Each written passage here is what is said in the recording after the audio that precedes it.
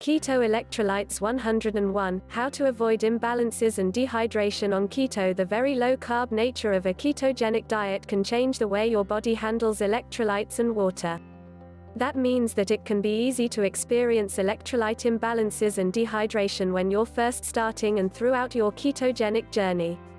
Don't worry though, it's any easy fix.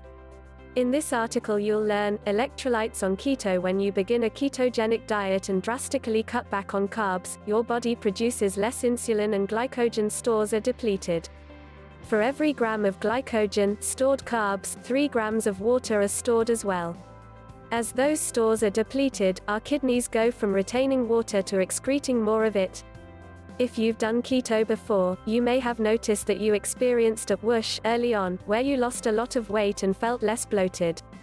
This is water weight resulting from the excretion of water. The upside? Looking better. The downside? With this flush of water, important minerals called electrolytes are excreted too. Below we'll cover what electrolytes actually are, why they're important, and how to replenish them. What are electrolytes? Electrolytes are specific nutrients in our bodies crucial for important functions like muscle contractions, heartbeat regulation, body temperature control, bladder control, energy production, neurological functions. Without electrolytes, you wouldn't exist. Keto electrolytes. You must have enough of these in your body for processes to function correctly. If one or more of these electrolytes are deficient, you're going to have some issues. Symptoms of electrolyte deficiency include heart palpitations or racing heart, feeling shaky, dizzy or weak like you're going to pass out, headaches or migraines, leg or other muscles cramps, such as getting charley horses at night, trouble with constipation and bloating. These are all symptoms of what's known as the keto flu, which occurs during the initial period where our bodies are adjusting to the lack of carbohydrates and switching to running on fats, ketosis. The keto flu really comes down to electrolyte imbalances. If you don't understand these symptoms, you may come to the conclusion that keto just isn't right for you, but in reality, it's just an adjustment period. Electrolyte imbalances can happen to those who are new to the ketogenic diet, but thankfully there are some simple ways to address these imbalances. Here are some ways to get a good dose of the electrolytes you need. 4 vitamins and minerals that replenish electrolytes. Electrolytes can be replenished through your nutrition. There are 4 main vitamins and minerals that help rebalance your electrolytes and get you out of that dreaded keto flu. Number 1, sodium. Use more salt. Sodium gets a bad rap for causing health problems, but things are a little different on the ketogenic diet. When excess water is dumped from the kidneys, electrolytes like sodium go with it. Sodium is an important mineral and electrolyte that helps retain water in the body and keeps a proper balance of other electrolytes. Sodium is also very important for muscle and nerve function. You can replenish sodium by adding salt to your water and food or by regularly drinking bone broth. Kettle and Fire is a good brand if you don't want to make your own. Number 2, potassium. Potassium is important for maintaining healthy blood pressure levels, regulating heart rate, and ensuring proper fluid balance in the body. Like sodium, we also need potassium for nerve and muscle function. However, too much potassium is toxic, so it's advised to be careful with supplementation. Thankfully, there are great whole food sources out there that contain adequate amounts of potassium. These include salmon, nuts, avocados, leafy green veggies and mushrooms. Number 3, calcium. Calcium is another very important electrolyte that plays many different roles in the body, including blood clotting, building strong bones, regulating nerve function and ensuring proper muscle contraction. You can get calcium from dairy foods, leafy greens, broccoli, fish and even non-dairy unsweetened milks like almond and coconut milk. If supplementing with calcium, make sure it includes vitamin D to ensure adequate absorption.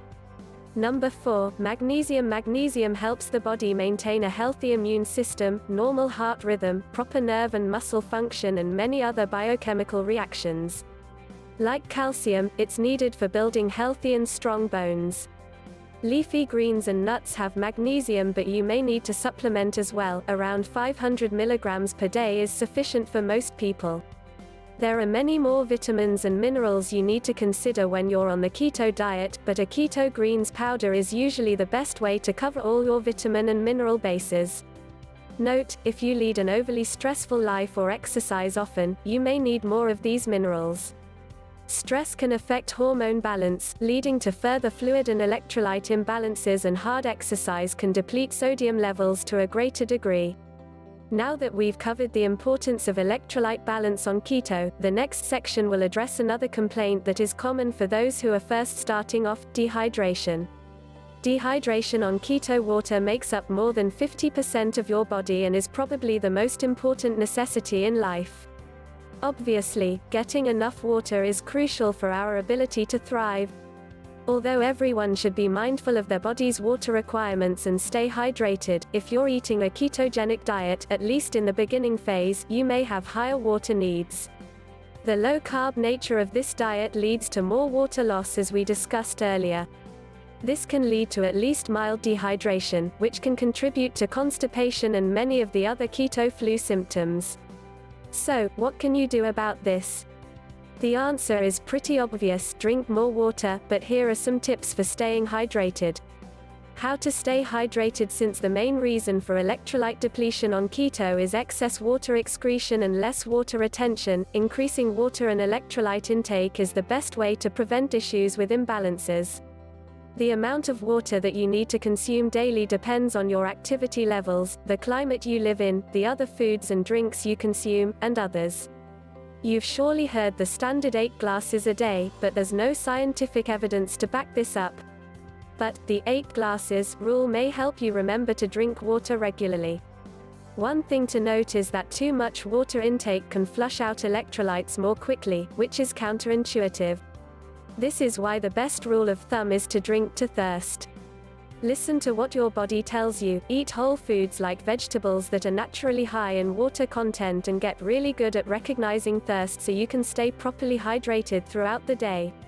Don't fall victim to electrolyte imbalances and dehydration. Starting a ketogenic diet can increase electrolyte and water loss, so replenishing both is important for overall health and reducing uncomfortable side effects. Focus on getting sufficient amounts of sodium, calcium, potassium and magnesium either from your diet or in supplement form, and talk to your doctor if in doubt. Be mindful of drinking water throughout the day and definitely drink when you feel thirsty.